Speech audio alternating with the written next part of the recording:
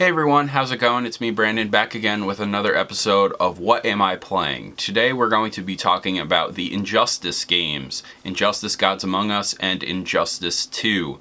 I really love these games. I think they are honestly some of the best fighting games that have come out over the past generations of fighting games. I think Neatherrealm Studios did a solid job with these games, and I remember taking off of high school to play Injustice Gods Among Us on the PS3 back in 2013 and taking off with my friend, and we just played it all day. So I don't want to make this intro too long, but we're going to get into the video game stuff right now. Have fun, enjoy this other episode of What Am I Playing, and let me know in the comments what you're playing. Let's get started.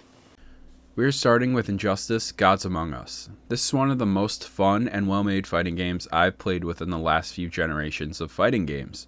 Injustice, for its value at launch and especially now, has so much to offer. There is a phenomenal cinematic story experience following an Elseworlds tale of the DC characters we know and love. There's a challenge mode called Star Labs where you can complete tasks with various characters, a tower system like traditional Mortal Kombat games, and online play. There's so much here, and with every piece of DLC here, I was reintroducing myself to some old favorites and learning some new characters who I haven't played that much. The combat is easy to learn, hard to master, similar to Mortal Kombat. The dedication to the source material Neatherrealm Studios does for the DC property is phenomenal. It makes me stay in the game longer because the gameplay loop is addictive and so authentic. I genuinely forget how good it plays every time I come back to Injustice Gods Among Us. Injustice 2 came out in the spring of 2017, and this was something else at the time of release. NRS created brand new tech and used face scanning technology to bring these DC characters to life in a way we have never seen before. At the time, this was the peak of fighting game graphics, with the smooth facial animations and stunning graphics creating an authentic cinematic experience, especially within its story mode. The gameplay of Injustice 2 is primarily the same as the first games, with some new tweaks here and there.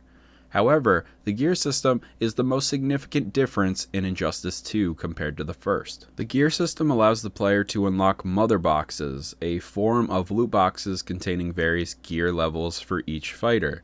This is something that I like the idea of, but for me personally, the mother boxes, the character levels, and the overall grind could have felt better and had me ultimately wishing for skins back instead. This was the main issue I initially had when the game came out.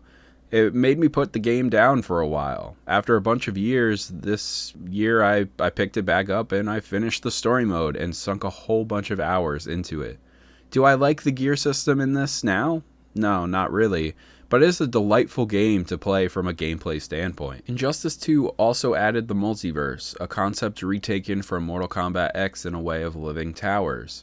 Universes that give a tower of challenges granting character rewards like special gear to unlock for your favorite fighters. Injustice 2 ultimately made the first steps for MK11 and its gear system, which I prefer over this game, but as I said, the gameplay is still stellar and keeps you wanting to do one more game over and over again. The main takeaway with the Injustice games is that they are something special. It is a love letter to all things DC with a faithful dedication to giving an authentic new take on the heroes within the story mode of both games. The thing I love most about the DC video games and animations is the prestige that follows them. Thanks to the iconic voice actors like Kevin Conroy as Batman, George Newborn as Superman, and Kari Payton as Cyborg, to name a few, every time I step into a DC video game or a movie adaptation, the quality of the voice work and acting is above all and feels like an authentic DC experience. And that's it for this episode today. I really hope you enjoyed it. Please let me know in the comments down below what you thought of this video and what games you are currently playing or looking forward to playing. As always, my name is Brandon, and I will see you all next time.